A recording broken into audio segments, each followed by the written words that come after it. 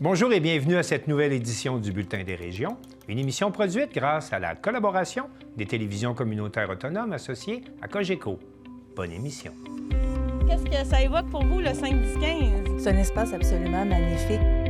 C'était des belles professions dans ce temps-là? J'ai fait 40 ans, madame. Non, Je vois l'homme comme un arbre parce que l'homme prend racine comme l'arbre. Avez-vous l'impression qu'il y a une relève pour ça? Est-ce qu'il y a des jeunes qui vont pour pas que ça se perde? C'est cette année que ça vaut vraiment la peine de venir au marché public. Ça représente une belle tradition, en fait, qui est un peu un porte-bonheur pour les pêcheurs.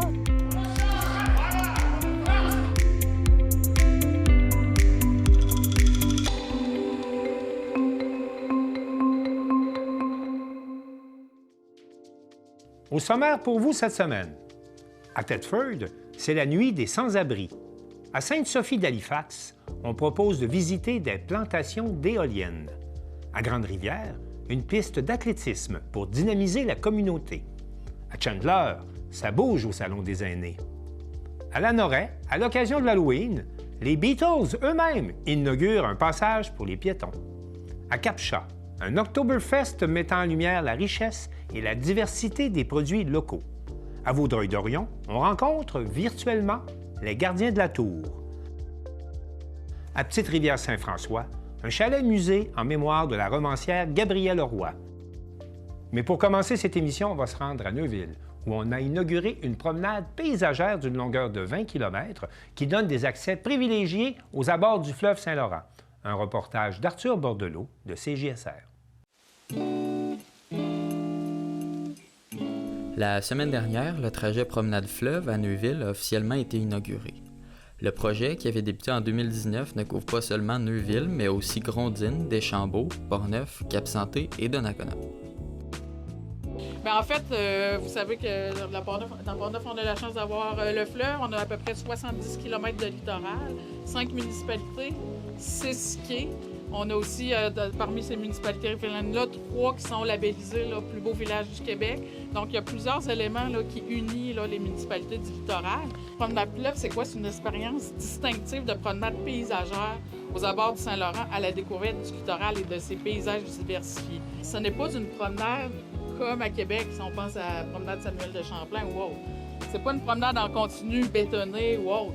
C'est vraiment de pouvoir offrir aux marcheurs, justement, proposer des parcours dans chacune des municipalités qui sont faisables, qui sont sécuritaires, qui respectent tout dans le respect du milieu naturel. Donc, c'est une promenade en pièces détachées, si on veut, avec des tronçons qui sont possibles dans chacune des municipalités. Au total, de Neuville à Grondines, il y a environ une vingtaine de kilomètres qui totalisent les parcours qui sont proposés dans chacune des municipalités. Vous comprendrez que ce sont des parcours qui se font à marée basse ou à marée descendante quand ça permet d'aller sur la grève. C'est pour ça qu'il y a beaucoup d'éléments d'information qui touchent les marées. Donc, c'est une tour avec une horloge des marées intégrée. L'horloge des marées qui indique, en fait, quand la marée, à peu près la marée est rendue haut, comment il reste de temps avant la marée haute ou la marée basse. Le maire de Neuville et préfet de la MRC de Portneuf, M. Bernard Gaudreault, est fier de voir les différentes villes portneuvoises se rassembler autour d'une même idée. Bien que chacun des projets conserverait son identité locale, que le tout soit coordonné et supervisé par l'entité supérieure qui est la MRC. Il faut aller y croire. Parce qu'il n'y a pas si longtemps que ça, dans Portneuf, nous étions quelque peu chauvins et qu'on aimait se compétitionner les uns avec les autres au lieu d'additionner nos forces pour faire accomplir des projets magnifiques comme les Promenades Fleuve. Alors, les années ont passé et en 2019, la décision officielle a été prise par le Conseil des représentants afin de se doter d'une super de belle signature qui mettait à mettre en évidence le littoral du fleuve Saint-Laurent dans les 5 magnifiques municipalités et villes du littoral. Et même si l'été est terminé, l'une des plus belles saisons, c'est l'automne. Et pour celles et ceux qui n'ont pas eu le privilège jusqu'à présent de découvrir les battures et surtout ses richesses, je vous invite fortement à vous approprier ces sites d'exception-là. Vous allez découvrir ou redécouvrir un environnement caché qui a des richesses exceptionnelles tout en faisant d'exercice. Donc, c'est bon avant, évidemment, de s'encavaner pour l'hiver. Et même pour l'hiver, les accès au fleuve sont encore présents. Et même s'il y a une topographie plus difficile avec la neige et la glace, vous pouvez quand même vous y aventurer de manière sécuritaire. Alors, le dossier Promenade Fleuve est non seulement salutaire, mais nous assurera une pérennité au cours des prochaines années et fera assurément rayonner notre région et nous demeurons attractifs au niveau du tourisme et des nombreux visiteuses et visiteurs. Alors, merci beaucoup. La Fondation Alcoa faisait partie des partenaires financiers pour le projet Promenade Fleuve.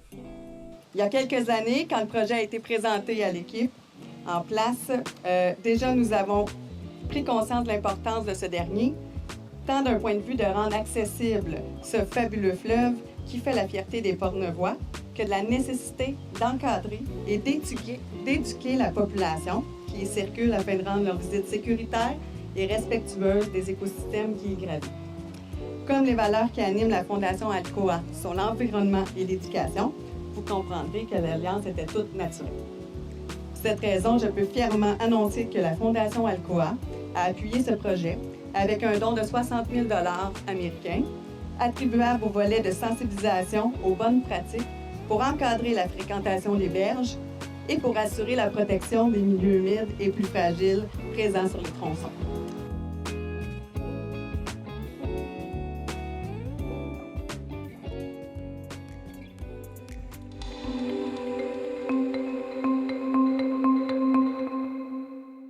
L'équipe de TV-CRA était à la Nuit des sans-abri à Thetford pour rencontrer des intervenants qui aident les personnes en situation d'itinérance. On écoute un reportage réalisé par Mathieu Ampleman. Bonjour et bienvenue à la 3e édition de la Nuit des sans-abri organisée par le Centre Doremi des Appalaches.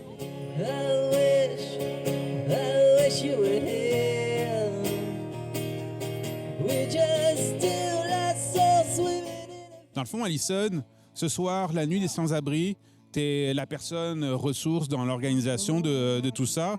Comment ça s'est passé, toute la préparation? Comment tu as trouvé ça? Ça a très bien été. J'ai eu beaucoup d'aide de mes collègues, de d'autres partenaires aussi. Ça a super bien été. Ce soir, on a commencé après-midi pour tout installer, les tables, tout ça. Très belle équipe, ça a bien été. C'était très cool. Là, la première année, on avait compté une 50aine de présences. Puis l'année passée, environ 150 personnes qui avaient rejoint l'événement. Fait que quand même, là, en 2 ans, la croissance de voir les gens, c'est ça, venir participer à l'événement, mais aussi de donner, de prendre le temps de cibler des choses. Il y en a qui achètent des choses, il y en a qui en profitent pour faire le ménage. Fait que de voir toute cette croissance-là d'année en année, ce soir, on ne sait pas, mais on voit déjà que ça a été un succès par la présence de tout le monde. Fait que j'ai bien hâte de voir le taux de participation. Les partenaires, on a eu le Carrefour alimentaire qui nous ont laissé la cuisine pour qu'on puisse préparer la soupe qui est servie ce soir. On m'a dit à l'oreille que c'est vous qui avez préparé la belle soupe de ce soir. Bien, on n'était pas toutes seules, on était une dizaine. C'est ça, c'est de la soupe, une soupe repas, là, aux légumes, puis des pâtes, puis plein d'affaires. Viande. Ouais. Tu peux pas ne pas l'aimer. Avec tout l'amour qu'on a mis dans cette soupe-là, ma petite fille, ça réchauffe le cœur, je te le dis. Puis c'est un beau geste que vous avez fait pour nous ce soir. Ben oui, ben oui. Hey, ben merci les filles, je vous souhaite une excellente soirée. Ben je vous remercie beaucoup, puis à la soupe tantôt. À la soupe.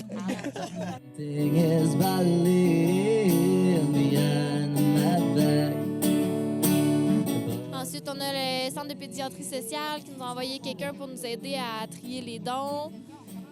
Ensuite, on a eu la boucherie Poulain qui ont fourni de la viande, qui sont venus nous porter des repas aussi, tantôt des petites collations. Cette année, on a la chance d'avoir l'équipe du Starbucks de Thetford Mines pour venir nous servir du café toute la soirée.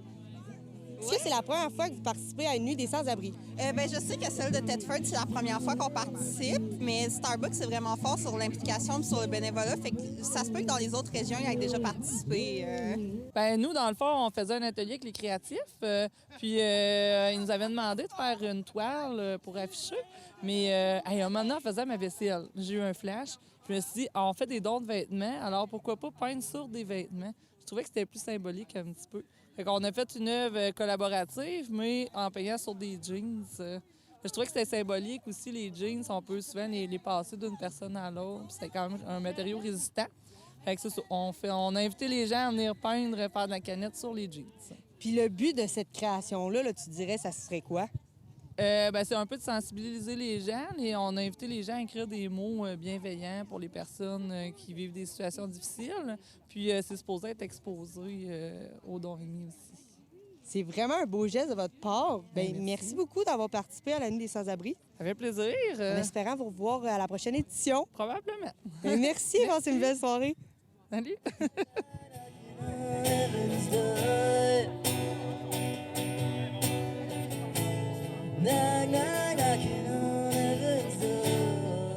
Qu'est-ce que ça signifie pour toi, cette soirée? Qu'est-ce qui te touche dans cette initiative?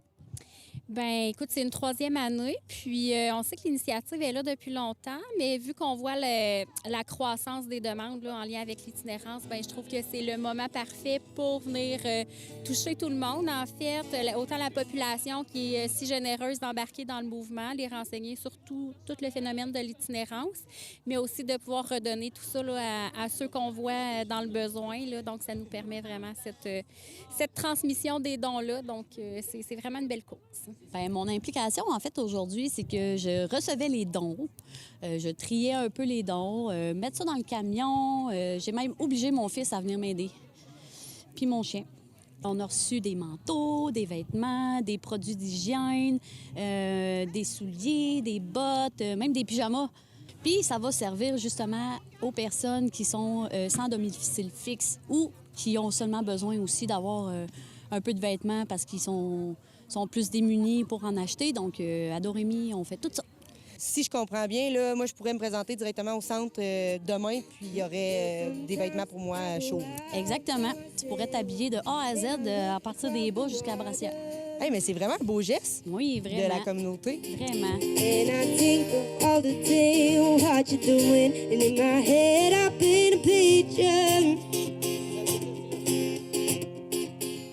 Steve, où est-ce qu'on est présentement?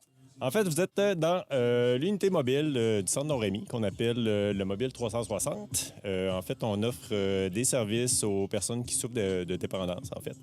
On vient un peu consolider notre offre de services pour tout ce qui a rapport à l'itinérance, à la dépendance. On fait de la prévention, on fait de la réduction des méfaits, on fait de la prévention des surdoses, on dépanne les gens, on donne de l'analoxone, on fait de la formation. On peut accueillir les gens dans notre VR quand il fait froid. Puis on est tout installé, faire un petit café, donner des fois une petite soupe chaude, des sleeping bags, des vêtements chauds. Ouais. Je dirais que les gens sont contents de nous voir. T'sais, c'est sûr qu'on s'assure que ce soit sécuritaire. On s'assure que la personne elle a envie de nous voir aussi. Là. Des fois, on va la voir, mettons, avant à l'espace. Fait que justement, on va pouvoir lui demander est-ce que tu es à l'aise qu'on aille te voir. Puis à ce moment-là, s'ils sont à l'aise, ben nous, on va faire des petites visites, là, des petits check-ups. Allô, est-ce que tu es correct? As-tu besoin de quelque chose? Puis on s'assure que les gens vont bien. En fait, c'est du travail de proximité. On va vers les gens. Des fois, il y a des endroits un peu plus spécifiques qu'on connaît où les gens sont. Alors, quand on connaît ces endroits-là, on peut y aller. L'idée, c'est de ne pas laisser les gens tomber entre les cracks, parce qu'il y en a beaucoup dans le système public, mais aussi dans le système communautaire. Mais on essaie de créer un filet de sécurité, en fait, pour les gens qui ne fitent pas dans les services, pour les gens qui sont désaffiliés un peu des services publics aussi. Fait qu'on essaie de pallier à ça en étant où les gens sont, en étant sur appel. I got help in my drum, 'cause you don't see the words wrong.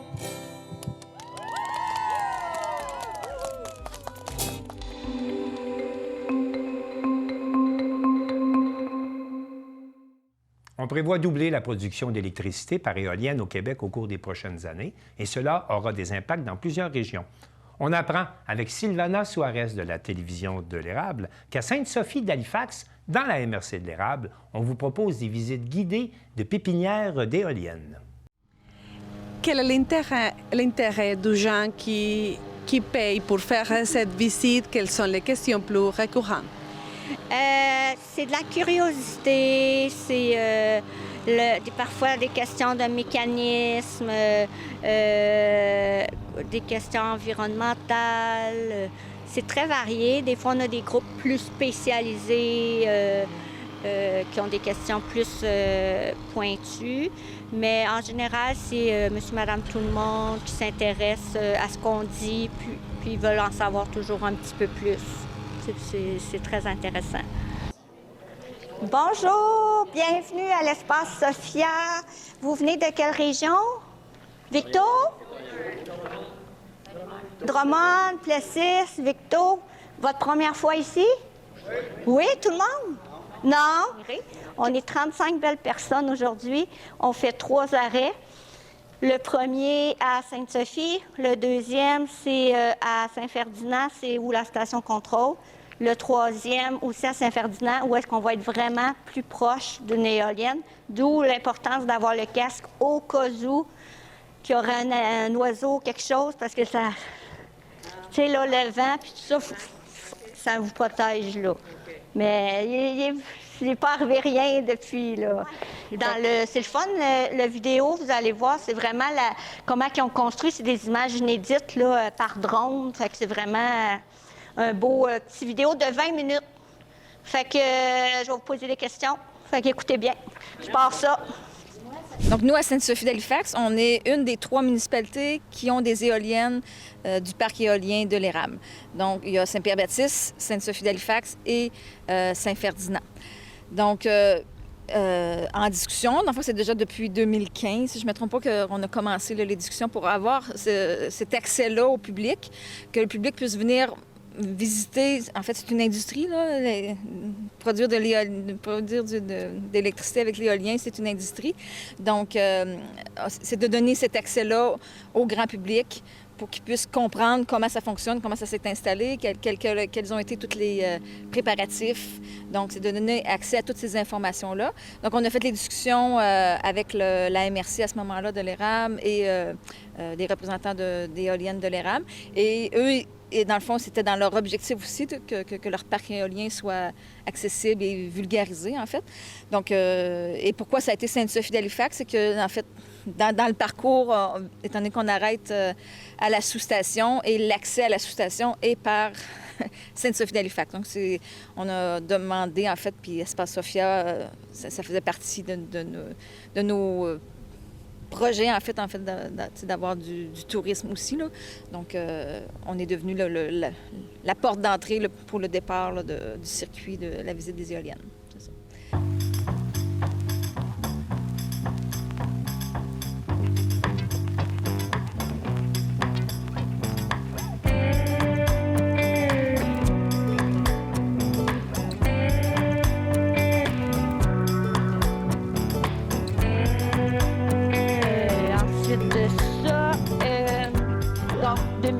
Les études, 2011, les tours des vents. 2013, ça a commencé, novembre. Pour 20 ans, c'est un contrat avec les propriétaires.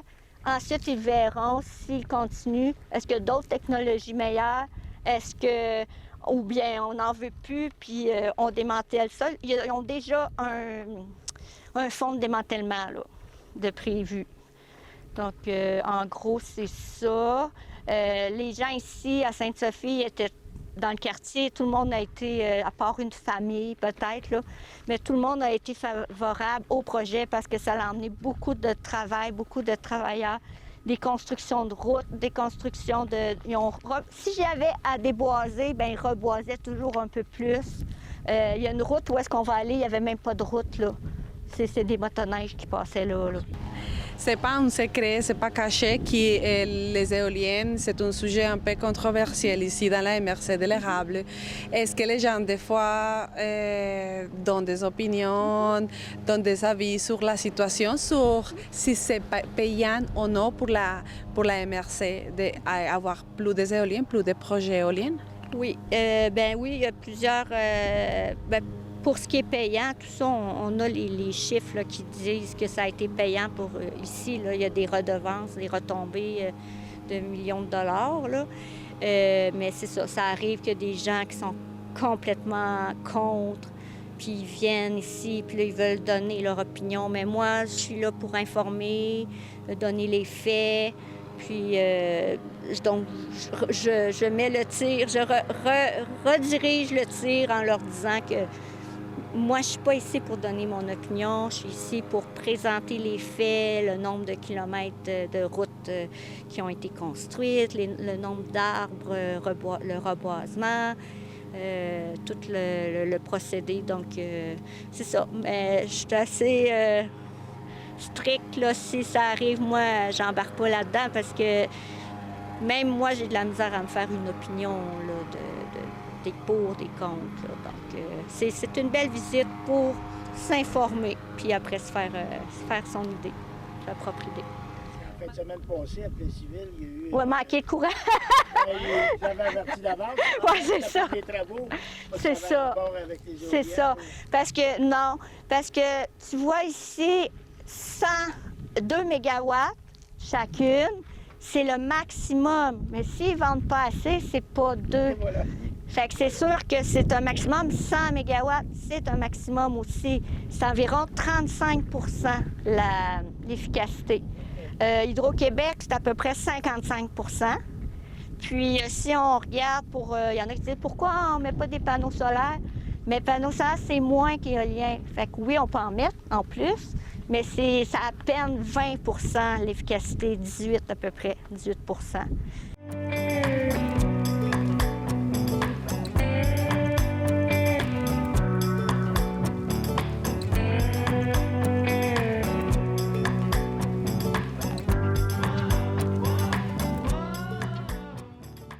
La station de contrôle permet une supervision 24 heures sur 7 jours par semaine grâce à des technologies qui fonctionnent sans la présence des employés quotidiens au poste. Cette station permet la transformation de l'énergie en une tension adaptée à l'usage humain. Bon, bien, je suis venue aujourd'hui parce que ça m'intéresse d'en apprendre plus sur tous les sujets. Alors, je trouvais ça intéressant de savoir comment ça fonctionne. Est-ce que c'est payant pour nous d'avoir construit ces éoliennes-là? Est-ce qu'on fait ça dans le but de faire de l'argent ou non? On fait ça dans le but de peut-être faire une autre alternative pour protéger l'environnement. C'est plus pour ça que je suis venue faire la visite. En même temps, je trouve que c'est un bon moment à passer en famille, dans la nature, puis c'est beau hein, de voir les belles montagnes du coin. Là. Surtout là, on est l'automne, alors il y a des belles couleurs.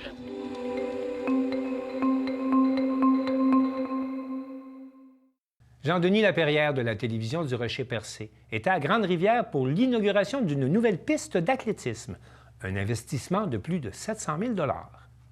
Le 16 octobre dernier s'est tenue l'inauguration de la piste d'athlétisme située au complexe sportif Desjardins de Grande-Rivière.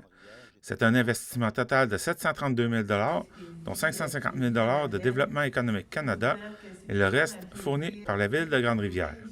Ces installations permettront de diversifier l'offre sportive à Grande-Rivière en incluant des compétitions et la population est invitée à venir en profiter pour ces activités sportives. Vous entendrez tout d'abord le maire de Grande-Rivière, Gino Cyr, par la suite la ministre des Pêches, des Océans et de la Garde côtière canadienne, Diane Leboutillier, et enfin l'entraîneuse du club d'athlétisme Les Lobsters, Brigitte Paradis. On a fait l'inauguration officielle de la piste d'athlétisme. On vient concrétiser le projet. Qu'est-ce que ça vous fait de voir c'est enfin complété? Écoutez, c'est sûr que on est très fiers là, de la piste d'athlétisme. Moi, quand je suis rentré maire en 2017, là, en prenant connaissance un peu de l'ensemble des dossiers de la ville, on savait très bien qu'il y avait une politique familiale en cours, politique MADA. On avait même là, eu l'arrivée avec Brigitte Paradis qui avait commencé à initier des cours d'athlétisme là, ici à Grande-Rivière en faisant un club. Puis nous, c'est sûr, certain, avec la demande de l'ensemble de la population d'avoir là, un endroit sécuritaire dans lequel on peut marcher, répondre aux besoins de la population. Dans le cadre de la COVID, il y a eu comme un programme là, qui était disponible au niveau de Développement économique Canada. Donc, entre-temps, nous, on avait fait faire là, un peu les évaluations des travaux.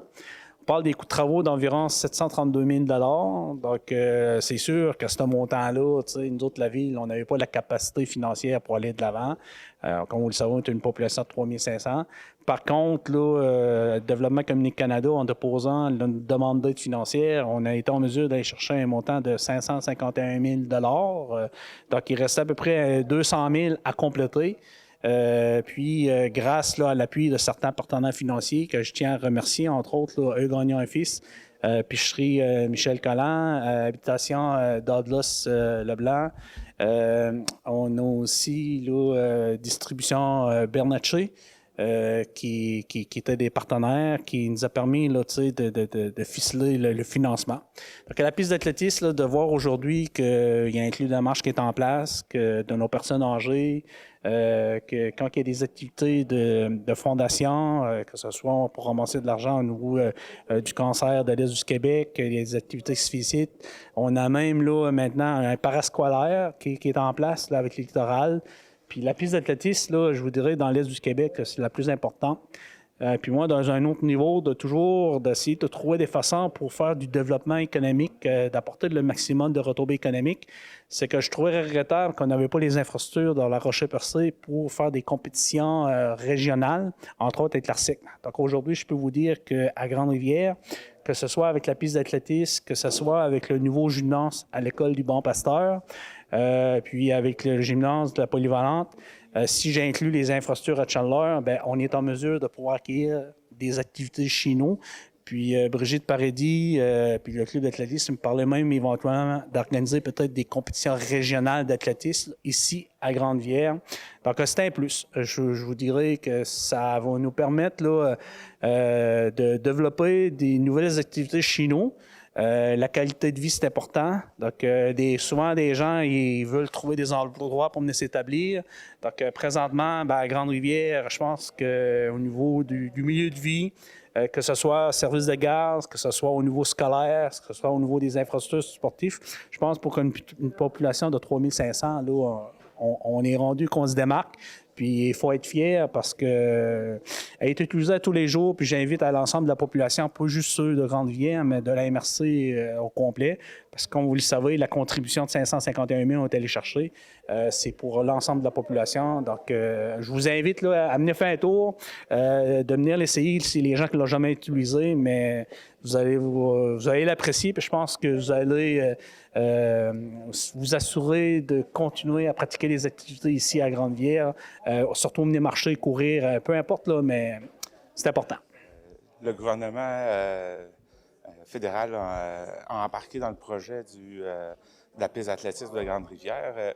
C'est quelque chose que vous trouviez important pour la région? Oui, on a travaillé justement avec la Ville de Grande-Rivière, puis c'était vraiment un projet qui était important au niveau de la piste d'athlétisme, autant pour la population de Grande-Rivière, puis de toute la MRC du Rocher-Percé, mais aussi pour les étudiants. On sait qu'on a l'École des pêches et d'aquaculture du Québec, la Polyvalente qui est à côté, les personnes âgées, les aînés qui utilisent la piste d'athlétisme. Donc, c'était important au niveau du gouvernement.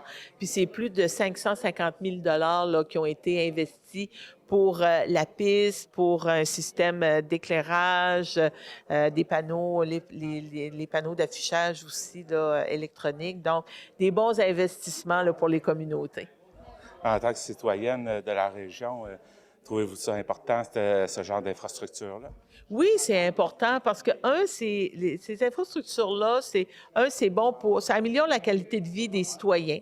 Ça fait la promotion au niveau de l'exercice, de l'activité physique. C'est aussi un endroit qui est sécuritaire. Les gens peuvent venir, vont être en groupe. Les madames vont se parler là, pendant qu'ils vont marcher. Puis ça permet aussi pour peut-être des groupes communautaires de pouvoir faire des activités de financement au niveau des... fait que ça peut juste être un plus là, pour une collectivité. Puis comme je le mentionnais aussi, c'est un endroit qui est quand même, c'est sécuritaire. Les gens, c'est dans le centre du village. Les gens sont quand même assez près de chez eux. Si les gens sont fatigués, s'il arrive quelque chose, ben l'endroit est sécuritaire. Ça fait que ça, c'est plaisant. Puis on peut même, je dirais, j'encourage aussi, même au niveau des jeunes familles, les mamans, les nouvelles mamans, là, de pouvoir venir avec les poussettes, puis tu sais, marcher avec les enfants. Donc, c'est vraiment un bel endroit, c'est un beau lieu. Puis c'était un beau projet qui a été présenté par la Ville de Grande-Rivière. Fait que pour moi, là, ça a été un plaisir de supporter la Ville puis de les accompagner par le biais là, de Développement économique Canada pour la réalisation de ce projet-là. L'idée de la piste d'athlétisme, vous l'avez apportée aux responsables de la ville, de voir que ça s'est maintenant concrétisé. Comment vous trouvez ça? Bien, c'est sûr que pour moi, c'est beaucoup d'émotions parce que c'est 10 ans, là, 10 ans de travail. Parce que quand je suis arrivée ici en 2015, ça fait 10 ans cette année, je suis à Grande-Rivière, j'ai parti de mon propre club, puis je croyais à ce club-là, à sa réussite, mais je croyais aussi au fait peut-être d'avoir une bonne infrastructure à offrir aux jeunes pour qu'ils puissent s'entraîner sur de meilleures conditions. Puis aujourd'hui, de voir que ça s'est concrétisé, qu'on a coupé le ruban, là, oui, c'est énormément d'émotions pour moi. Maintenant, qu'est-ce que vous envisagez pour plus tard? Bien, c'est certain qu'à ça qu'on a la piste d'athlétisme, c'est sûr, j'aimerais améliorer les infrastructures autour de la piste, comme une aire de saut puis une aire de lancer, parce que pour recevoir des compétitions de certains niveaux, il nous faut une aire de lancer, une aire de saut qu'on n'a pas en ce moment. Donc, on a une belle piste, mais on n'a pas les autres choses autour qui fait pour recevoir de compétition, parce qu'en athlétisme, il n'y a pas juste de la course, il y a des lancers, des sauts. Donc là, on va travailler les projets pour avoir une aire de saut en longueur et une aire de lancer. Vous écoutez votre reflet d'ici. Revoyez tous nos reportages sur notre site Internet.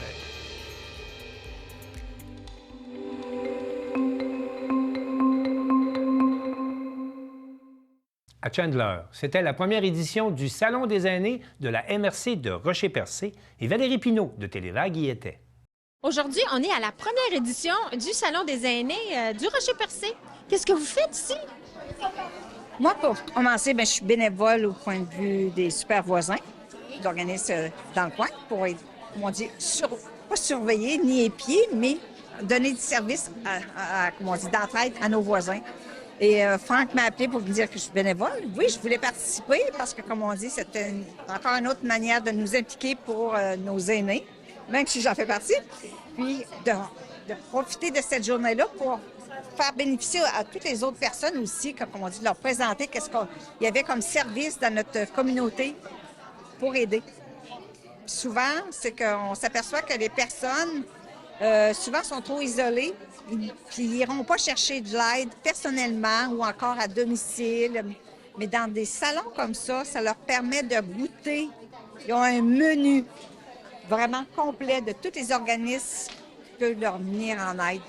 Souvent, ça peut être seulement un organisme, mais c'est ça qui va leur sauver beaucoup de désagréments et d'anxiété. C'est ça qu'on veut, de la bien-traitance. Bien, elle est là pour ça.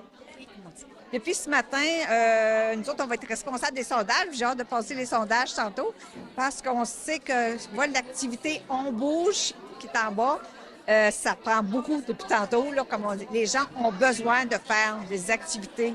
Seuls, ils ne feront pas ça.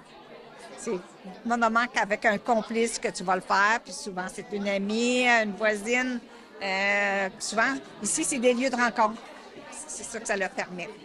En fait, le yoga sur chaise, c'est beaucoup pour quand on est rendu dans notre vie où s'asseoir au sol puis se relever, c'est difficile, c'est long, c'est ardu. Fait qu'avec la chaise, on enlève cette étape-là. Tout ce qu'on ferait dans un yoga normal assis au sol, on va le faire assis sur une chaise.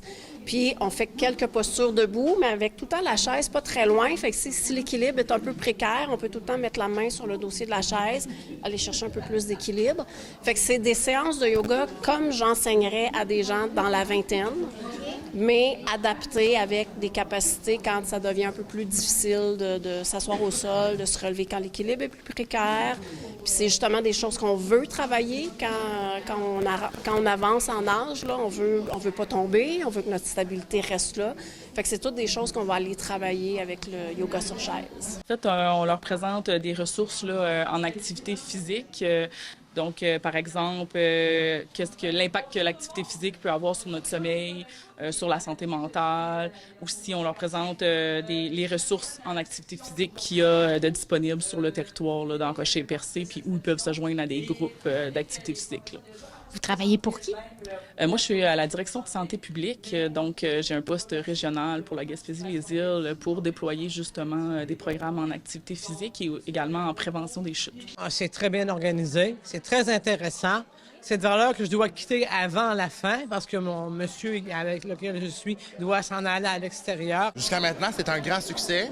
Donc, les gens répondent à l'appel. Donc, il y a beaucoup de personnes qui sont ici, beaucoup d'organismes, beaucoup de personnes aînées aussi, beaucoup de proches aidants aussi. Donc, ils viennent chercher l'ensemble des services, ils viennent voir c'est quoi les services qui sont offerts.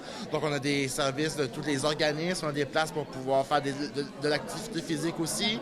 Il y a des places pour pouvoir voir c'est quoi les services alimentaires, donc les petits plats givrés, qu'est-ce qu'on peut faire comme service et tout. Et il y a des places pour pouvoir faire avec les cercles d'infirmières, les clubs de l'âge d'or, tout ce qui est loisirs aussi. Donc, je suis content de voir que les gens apprécient. Donc, c'est une première édition. C'est sûr qu'il va y avoir certaines choses à pouvoir travailler un peu, mais jusqu'à maintenant, c'est un succès, ça va super bien. Qu'est-ce que vous offrez à manger ici? On offre la dégustation des plats congelés. C'est qui fait ça? Le garde-manger, un organisme qui était le programme de récupération supermarché, est devenu son propre organisme, qui s'appelle le garde-manger, et c'est eux qui produisent tous nos plats congelés.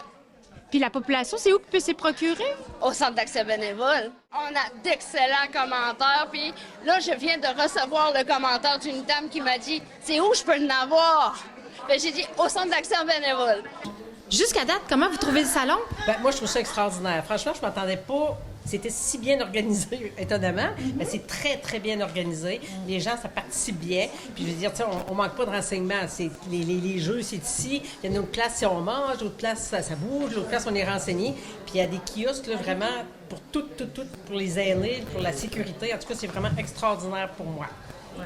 Moi aussi, je suis bien satisfaite, très satisfaite. Je m'attendais bien à ça, là, un peu, mais je trouve ça vraiment extraordinaire. On a une guide qui nous dit où aller, puis moi, je trouve ça bien. Ouais. On a mal aux genoux, on prend notre temps, on n'est pas pressé, tout est merveilleux. Ouais. Moi aussi, je trouve ça, l'organisation, ce qui m'a plus stupéfaite, c'est la publicité. Il y a eu beaucoup de publicité, ça fait que je ne suis pas surprise du plus grand nombre de gens. Puis même à l'extérieur, il y a des gens pour le stationnement, fait que tout est facilitant pour les personnes âgées. Non, c'est vraiment, tout est ça à la poche. Là, avez-vous appris des nouvelles choses aujourd'hui? Des nouvelles choses, oui, surtout au niveau des kiosques pour la maltraitance des personnes âgées, en tout cas, comme les policiers étaient là pour les gens qui sont arnaqués, des choses comme ça. Puis je veux dire, foule de renseignements, là, je pensais jamais qu'il y avait autant de ressources, là.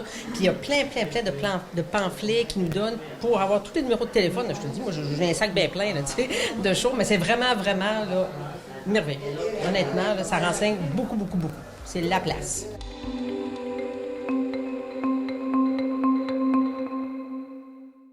Daniel Yvon de CTRB nous apprend que la ville de Lanoret a trouvé une façon originale pour l'Halloween pour parler de sécurité routière en invitant nul autre que les Beatles pour inaugurer un passage piétonnier. Pour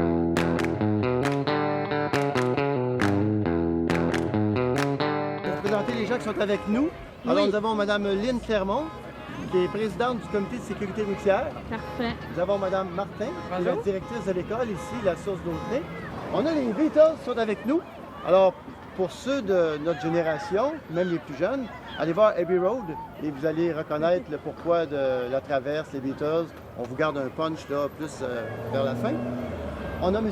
Oussinou, donc qui est représentant de Action vers Zéro, un organisme qui nous collabore avec l'école, avec la municipalité, pour justement inculquer aux jeunes de meilleures pratiques lorsqu'ils circulent sur la route. Et on a Monsieur Steve, qui aussi est de Action vers Zéro. Et sur ça, je passerai la parole à Mme Lynne Clermont, qui pourra vous expliquer davantage pourquoi on est ici aujourd'hui et qu'est-ce qu'on fait. Parfait. Oui, Mme Clermont. Alors, aujourd'hui, notre journée, c'est une journée sécurité routière à l'école. Il y a eu, par Action vers Zéro, une rencontre avec tous les élèves de tous les niveaux. On va leur remettre à la fin de la journée, dans le fond, un petit permis de piéton parce qu'ils ont eu une formation cet avant-midi. Les parents vont aussi recevoir un dépliant explicatif dans leur sac ce soir. Donc, c'est vraiment une journée qu'on en profite de sécurité routière, puis on en profite pour inaugurer aussi notre nouvelle traverse piétonne. Le permis de sécurité routière... Le permis de piéton, c'est oui. Celui-ci. Qu'est-ce que ça donne aux enfants? Alors, ça leur permet de savoir les bonnes pratiques en sécurité routière. Donc, ce qui a été expliqué aujourd'hui, c'est comment utiliser la traverse piétonne, le respect au niveau des brigadières. Quand il n'y a pas de brigadière, aussi utiliser le nouveau signe, les flashers clignotants, le système. Donc, tout leur a été expliqué cet avant-midi. Donc, chacun, dans le fond, a la récompense de leur attention ce matin. C'est vraiment avec des diapos, des explications.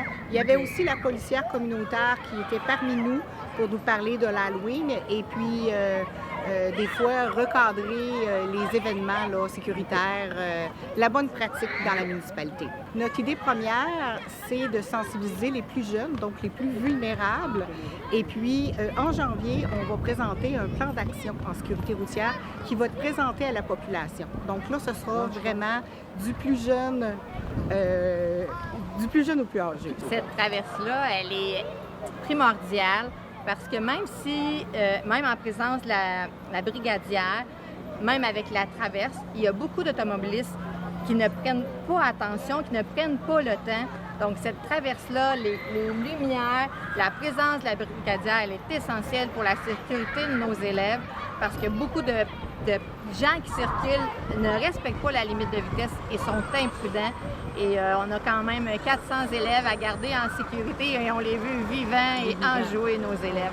Donc, ce matin, c'était une formation excellente. On est très fiers de faire un partenariat avec la municipalité pour conscientiser les élèves à leurs gestes, mais aussi, j'ai bien aimé la phrase du Simon, me faire voir et voir. Donc, ça, c'est parfait pour nos jeunes. Ça fait 2 ans qu'on le fait, cette pratique-là. Et oui, j'espère que ça va devenir une habitude parce que c'est tellement important de revenir sur cette théorie-là, sur la sécurité, parce que c'est comme ça qu'on apprend par la répétition. Moi, mon nom c'est Ousseynou Tal. Je travaille pour la Fondation de recherche sur les blessures de la route. Okay. Donc, nous travaillons avec beaucoup de municipalités au Canada. On les accompagne dans tout ce qui est l'amélioration de la sécurité routière, que ce soit au niveau des corridors scolaires, et que ce soit dans la communauté, dans la ville, la municipalité d'une manière générale. Donc il y a la formation, après il y a le contrôle et l'application de la loi. C'est sûr que nous, on accompagne les communautés, on accompagne la population à savoir, ou en tout cas, adopter les bonnes pratiques en matière de sécurité routière. Donc ce matin, on a fait spécifiquement sur la traversée piétonne, comment utiliser le passage piéton et quelles sont les étapes à respecter avant de traverser. D'une manière générale, on dit que plus de 90% des accidents sont dus. En tout cas, nous, on a l'habitude pas de parler d'accidents, on parle plus de collisions. Parce que quand on parle de collision, c'est un phénomène qui peut être évité. Ouais. Et dans la plupart du temps, c'est le comportement humain qui est mis en avant. On peut être distrait, ça peut être la fatigue, ça peut être l'alcool, les stupéfiants, ainsi de suite. Donc, c'est le côté vraiment humain. Et nous, on se focalise plus sur le côté comportemental pour éduquer et former davantage les populations ou tous les usagers. Parce que nous, notre vision, c'est de s'assurer que tous les usagers de la route rentrent chez eux en toute sécurité. Ça fait quand même 50 ans qu'on existe, que la Fondation existe. Et chaque année, donc, on acquiert de nombreux projets et on accompagne plusieurs municipalités ou communautés dans l'amélioration de la sécurité routière. Comme je l'ai dit tantôt, la formation n'est jamais ou assez suffisante. On espère qu'avec cette initiative-là, avec la complicité de nos partenaires, la municipalité de Lanaurie, qu'on remercie au passage, donc ça va être quelque chose avec la directrice de l'école, quelque chose qu'on va répéter à chaque année. Parce que c'est sûr que, comme on l'a dit tantôt, donc, c'est jamais assez pour faire une formation, en tout cas quand il s'agit de rappeler les bonnes pratiques en matière de sécurité routière. Merci. Et qui sait, peut-être que ça fera des petits, peut-être que d'autres communautés contacteront Action vers zéro pour implanter ce genre de programme-là. Alors nous, on se dit, vaut mieux en parler, il vaut mieux sensibiliser les jeunes. Les jeunes sont des vecteurs. Et ce soir, moi, je suis certain que les parents vont apprendre des choses. J'en suis convaincu, je ne dévoilerai rien. Ça m'a tenté beaucoup de le dire, mais je ne le dirai pas, mais ce soir, les parents vont apprendre des choses, j'en suis convaincu. Ils ont juste à échanger avec les enfants, puis ils vont voir de quoi on parle. Alors voilà, je remercie Mme Martin, directrice de l'école, Lynn, la présidente du comité sécurité routière. Alors nous avons les 4 Beatles qui ont bien voulu jouer le jeu. Merci les gars. Vous avez une tonne en tête à chanter ou non? Bye.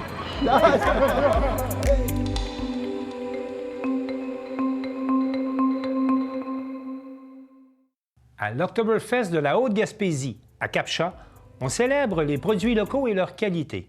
Marie-Claire Roy, de la télévision de la Haute-Gaspésie, est allée y faire un tour.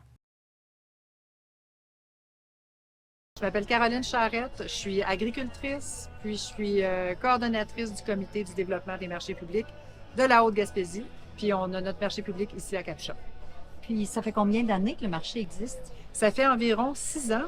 C'est pas nous qui l'avons commencé. Il y a eu d'autres personnes qui se sont impliquées au début.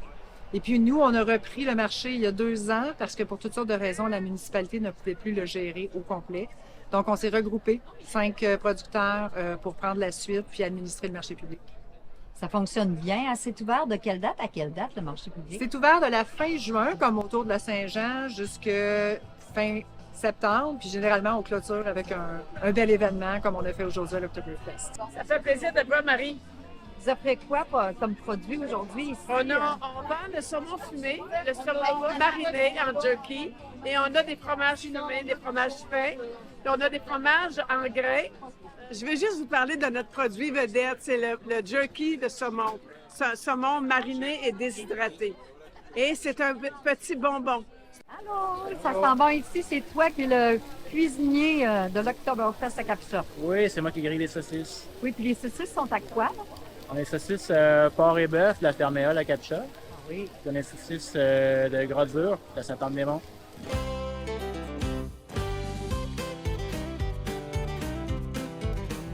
Vous êtes ici toutes les semaines? Oui, à partir de la fin de semaine de Saint-Jean jusqu'à fin septembre, on est là tous les samedis de 9h30 à 2h, tous les samedis, tout l'été. Vous offrez quoi comme produit? Moi, j'offre du bœuf local, sans hormones, sans produits de conservation, sans antibiotiques. Produit ici à Cap-Chat d'une ferme de ça fait 38 ans qu'on est en action. Bonjour, moi c'est Karine Poulain, naturopathe, avec ma gamme Montrégal végétal. Donc, je produis localement des produits à base de plantes médicinales que je cultive et récolte. Donc, il y a des tisanes, des vinaigres, des huiles alimentaires, des huiles pour la peau et des miels aromatisés.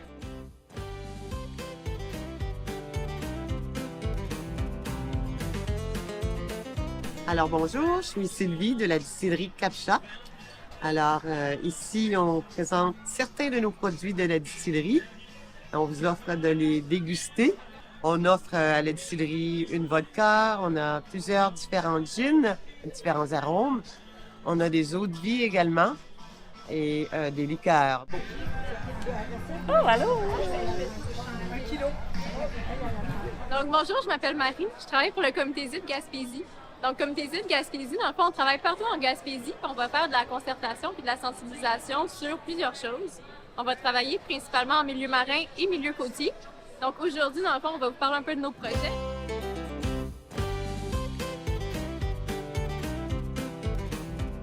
Est-ce que c'est toutes des choses que toi, tu fais personnellement? Eh oui! Okay. De mes blanches. J'ai fait des pantoufles. Okay. J'en fais avec de la laine douce et de la laine traditionnelle là, à l'acrylique. C'est tout confortable, c'est tout durable. J'ai des chouchous aussi pour les cheveux, pour enfants et adultes. Ensuite, j'ai des bracelets tressés. J'ai aussi des foulards. Je vais faire 2 points, moi, comme ça. Pas dans une zone... Oh! Pourquoi je l'ai en ce moment, ma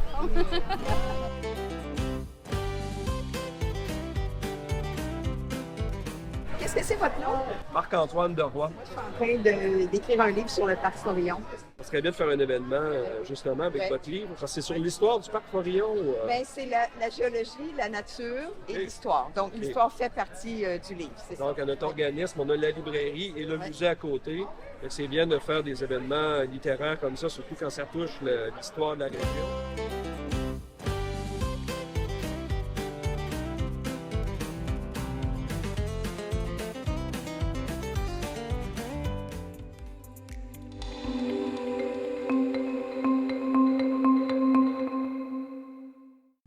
À Vaudreuil-Dorion, on vous propose d'utiliser des codes QR pour rencontrer les 6 gardiens de la Tour d'eau. Un reportage de Louis-Éric Masse de CSUR.tv.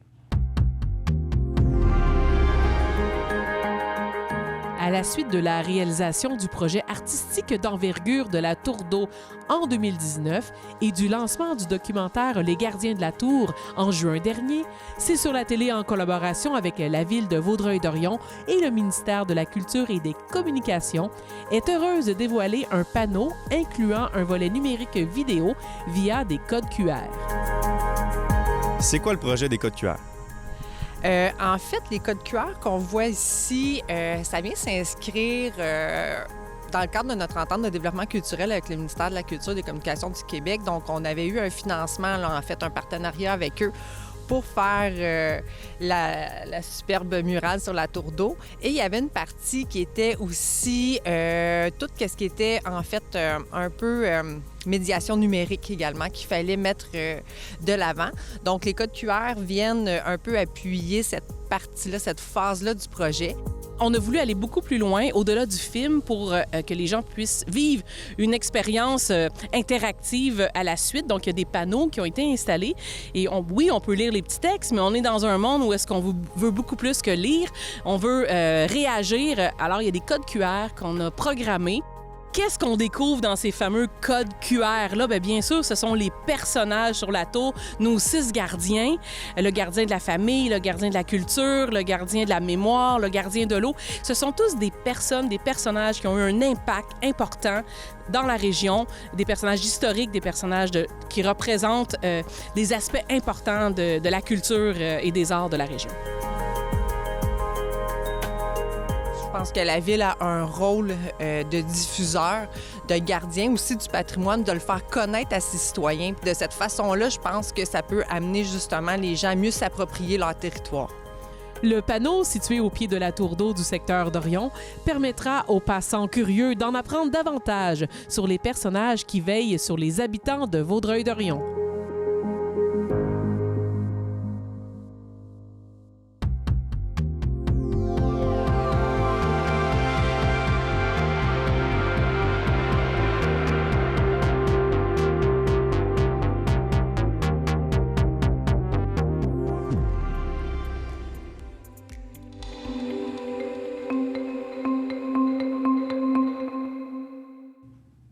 Pendant plus de 20 ans, à tous les étés, la romancière Gabrielle Roy s'est rendue à son chalet de Petite-Rivière-Saint-François pour s'inspirer et écrire. Mathieu Larivière, de TVCO, nous informe que son chalet deviendra un musée. On écoute son reportage.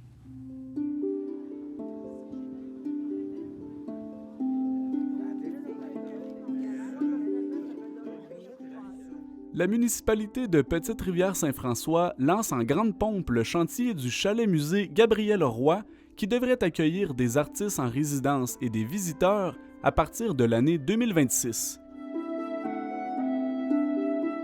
L'établissement permettra d'honorer l'une des grandes dames de la littérature franco-canadienne qui a séjourné pendant plus de 2 décennies dans la région. C'était son lieu de création. Ce que j'ai pu lire et comprendre, c'était vraiment le lieu d'inspiration de Mme Roy où elle aurait rédigé la majorité de ses romans. Elle venait passer ses étés ici, là. Elle venait passer pendant 22 ans, je l'avais en tout cas, elle a passé de 1960. Elle a acquis le chalet un peu avant, mais commençait à passer ses étés, d'après ce que j'ai lu, jusqu'à 82. Probablement pas tous ses étés, j'imagine qu'il y a eu d'autres activités, mais pendant 22 ans quand même, c'était ici où essentiellement elle venait se recueillir et avoir aussi, je pense, elle avait des amitiés sur le terrain autour ici. Mais c'était essentiellement son lieu de création durant l'été. L'intérieur du musée a été pensé par le musée de Charlevoix pour se remémorer la vie de Gabrielle Roy. C'est sûr qu'il faut comprendre que c'est un petit chalet. Bien, c'est un chalet. Et ce qu'on vient rechercher ici, c'est vraiment un lieu d'inspiration. Donc, il n'y aura pas de transformation majeure dans le lieu, dans la partie habitable du chalet. C'est revoir aussi, c'est de revoir où est-ce qu'elle accueillait les gens, où est-ce qu'elle écrivait, parce que c'est quelqu'un qui était apparemment très structuré. Ça aussi, c'est selon ce que j'ai lu, qui avait quand même, le matin, elle écrivait, ensuite, il y avait ses sorties en campagne. Donc, son lieu de création, le lieu où elle recevait, Et on va mettre en valeur tous les romans, tout ce qu'elle a, les photos avec ses amis, dont René Richard, et sa dactylo, l'endroit où elle travaillait, sa chambre à coucher, des choses intimes quand même. Et aussi du matériel que je ne connais pas en ce moment, mais que détient le musée de Charlevoix, qui a déjà fait quand même une exposition sur Madame Roy il y a quelques années. Je ne connais pas la date exacte, mais donc il y a du matériel qui est au musée de Charlevoix. Le parcours muséal rendra également hommage à l'œuvre littéraire de l'écrivaine manitobaine. Dans le concept développé par le musée, les pièces vont être associées à 1 ou 2 romans. Ces enfants de ma vie, La petite poule d'eau, Bonheur d'occasion, les lieux qui vont essayer de retracer, de mettre plus en valeur certaines étapes de la vie de Madame Roy. Et dans le chalet, il y a quand même une partie, parce qu'au moins on a la chance d'avoir une partie qui est le garage, qui est vraiment pas agréable aujourd'hui, pas du tout, mais qui nous permet de faire une transformation pour pouvoir faire une petite zone de visionnement, une mini-boutique, un lien avec le parc extérieur, le parc cet été qui chantait. Donc la partie garage va être la partie qu'on va pouvoir transformer. Et aussi pour faire une entrée accueillante, parce qu'en ce moment, on arrive sur le terrain, on cherche l'entrée, mais l'entrée sera plus du tout l'entrée actuelle. Donc, ça va être dans le garage qu'on va transformer ça pour accueillir les gens. Et une petite salle de visionnement, on va pouvoir aussi, entre autres, visionner les entrevues ethnologiques qu'on a produites ou dont on a produit une première étape et on va faire une suivante là, cet été. Donc, où c'est des gens on va capturer, je vous dirais, la mémoire vivante des gens qui ont côtoyé, qui ont connu Madame Roy.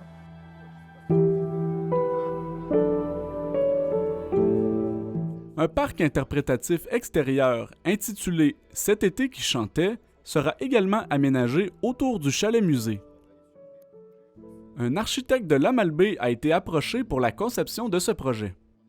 Mon défi, ça a été de savoir comment, à un moment donné, on aborde un projet de ce type-là, parce que c'était dans un univers privé.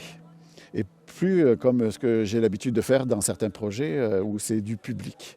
Et justement, avec le fait qu'on envisage que ça soit aussi une résidence artistique qui va accueillir des artistes qui vont être présents, et jumeler la visite avec quelqu'un qui va venir créer, il y avait un double défi. Il fallait garder un certain sentiment d'intimité. Exactement. Et en plus de ça, il fallait aussi conserver, pour moi, le projet que Gabrielle Roy elle avait quand elle venait créer ici l'été. C'est qu'elle venait s'extirper du monde urbain, de toutes les mondanités, puisqu'elle était quand même déjà connue. Et puis, donc il fallait qu'elle se retrouve dans un univers où elle était tranquille pour pouvoir créer puis inspirer. Donc le lieu est inspirant, parce qu'il y a le paysage, parce qu'il y a les gens aussi de Petite-Rivière-Saint-François avec qui elle a lié pendant ces 30 années où elle a passé ici des amitiés fortes. Elle était liée avec le lieu, mais aussi avec les gens. Et puis les choses étaient imbriquées les unes aux autres. Et c'est ça que j'ai voulu travailler et être respectueux de ça. Et c'est pour ça que dans le projet de développement, au niveau du concept, j'ai voulu être respectueux. Et comment on pouvait être respectueux en faisant un aménagement, c'est de ne pas créer quelque chose qui soit trop proche du chalet et qui soit, qui laisse le visiteur en périphérie. On ne veut pas faire une forme de voyeurisme. Exactement. Oui, on invite les gens à la connaître, mais à être encore respectueux, comme si elle était encore là en train de créer. C'était ça l'idée.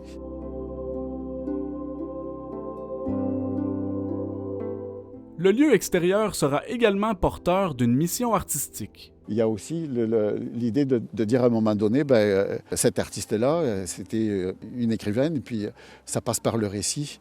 Et on sait bien que le Québec, c'est un pays de récits. Et on a voulu créer un espace aussi où on allait pouvoir s'exprimer, où des conteurs allaient pouvoir venir raconter des histoires. Donc, d'où l'idée de faire un amphithéâtre dans un élément naturel où les choses, au niveau de l'espace, de la configuration, se prêtent au jeu. Ça sera un petit agora, en quelque sorte. Exactement, mais en plus de ça, on ne le voit pas bien là, mais il y a comme un petit dénivelé. On va venir installer des bancs de façon très naturelle.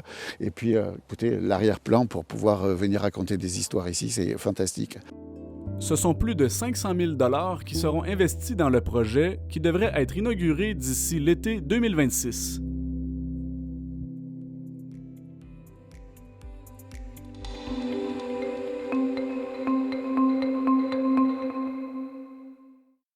C'est tout pour le Bulletin des régions cette semaine. Je remercie toutes les télévisions communautaires participantes et je vous dis à bientôt.